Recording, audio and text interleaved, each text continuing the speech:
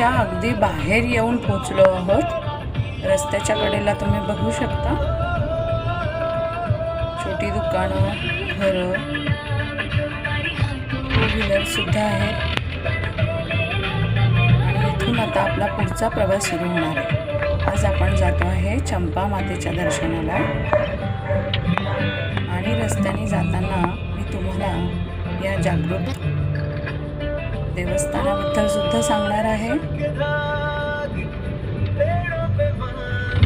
इथं पोहोचण्यासाठी कुठल्या मार्गाने जाता येईल याबद्दल सुद्धा सांगणार आहे। रोज गावाकडचे लोक शहरामध्ये ये जा करतात। खरोखर ही एक कसरतच आहे।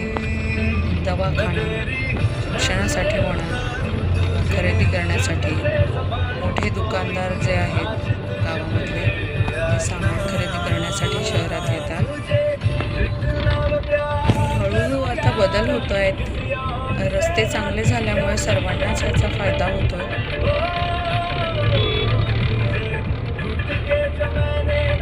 चांगली गोष्ट आहे ही।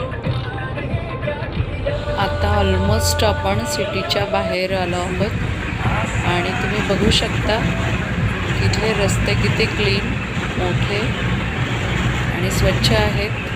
जरी हा शहरातून खेड्याकडे जाणारा रस्ता असला तरीसुद्धा बरेच मोठे बदल आता रस्त्यांच्या बाबतीमध्ये दिसत आहेत। सुधारणाही होत आहेत, रस्त्यांचं काम चालू आहे, काही रस्ते तयार झालेले आहेत आणि खरोखर हीच आनंदाची गोष्ट आहे। खेड्यातली माणसं शहरामध्ये जाऊ शकतात आणि शहरातले लोकसुद्धा गावाकडे तितक्याच चांगल्या पद्धतीने येऊ शकतात। आजूबाजूला ही शेतं आता दिसत आहेत। आता जून महिना लागला आहे, लवकरच शेतातल्या कामांना सुरुवात होईल, पावसाळा सुरू होईल आणि सगळीकडे हिरवळ पसरेल, छान पिकं येतील आणि त्यानंतर पुन्हा एकदा आपण येऊ परत हा पूर्ण परिसर कसा दिसतो हे पण मी तुम्हाला दाखवणार आहे।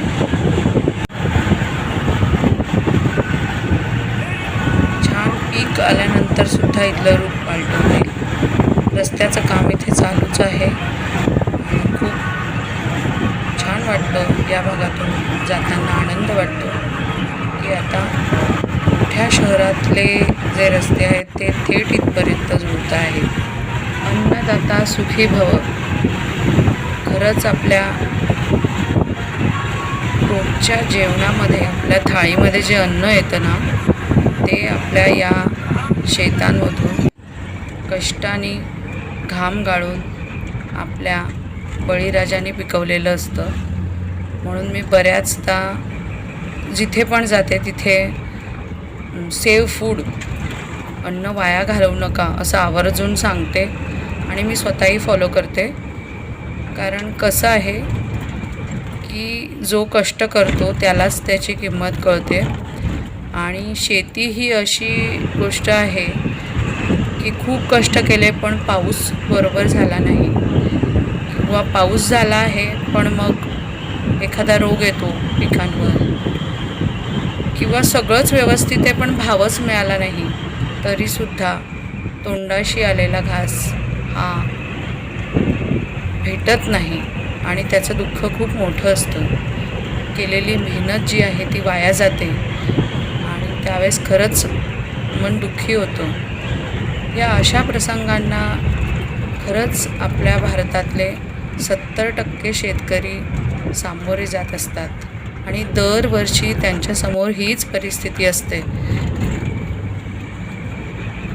मग अशा वेळेस वाटतं की आपण जे जीवन जगतो आहे त्या भौतिक सुखांपेक्षाही या कष्टाची किंमत खूप आहे आणि खरंच त्याचं मोल आपल्या बळीराजाला भेटलं पाहिजे। म्हणून देवाला खरंच प्रार्थना करावीशी वाटते की अन्नदाता सुखी भव।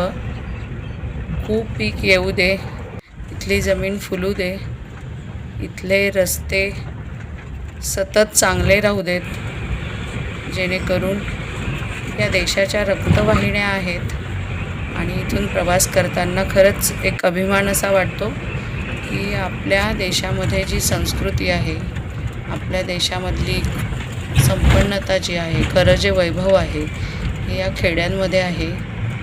आणि तिथपर्यंत आपली जी पोहोचण्याची शक्ती आहे ती आपल्याला दरवेळेस मिळो आणि आपल्याला इथल्या निसर्गाची सुद्धा साथ मिळो,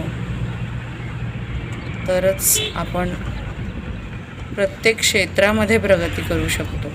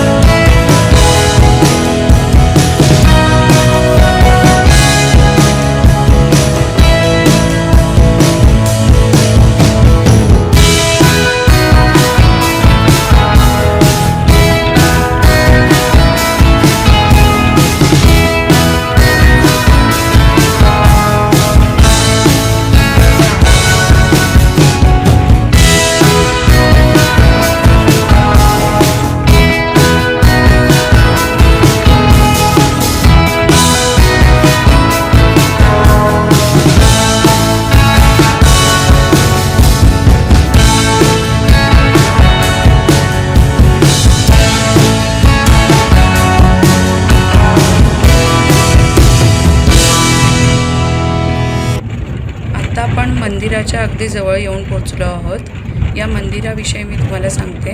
हे एक जागृत देवस्थान आहे. दरवर्षी मोठी यात्रा असते इथं आणि खूप छान कार्यक्रम होतात. यावर्षी कोरोनामुळे फक्त इथली जी पूजा अर्चा आहे तेवढीच आहे आणि दर्शन घेता येईल. मी दरवर्षी इथे येते, त्यामुळे याही वर्षी मी नित्यनियमाने इथे आलेली आहे आणि तुम्हालासुद्धा या देवीचं दर्शन मी घडवणार आहे. देवीला एवढंच मागणं की या जगाला कोरोनामुक्त कर, सगळ्यांच्या समस्या दूर कर आणि सुख, शांती आणि समृद्धीचं जीवन लाभ.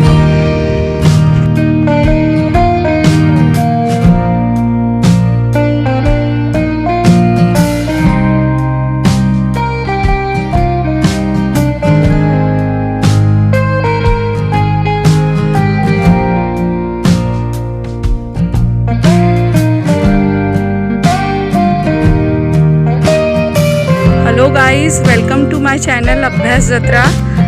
This channel is totally for information, education and entertainment. I'm bringing many exciting videos and